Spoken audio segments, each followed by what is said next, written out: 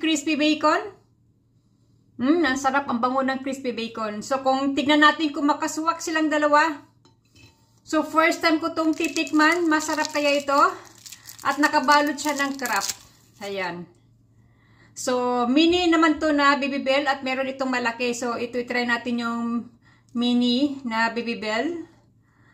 Ayan, bubuksan na natin. So, ayan, cheese ito. Ang ideas to pang snack. So, ayan yung kanyang itsura. Ayan, dito try na natin kung masarap. Ayan. Nabango.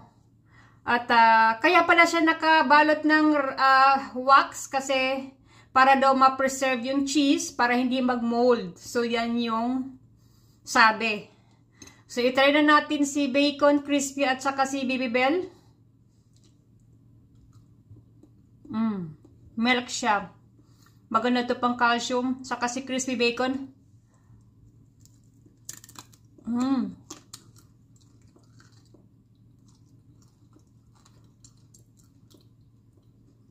Okay. Okay naman.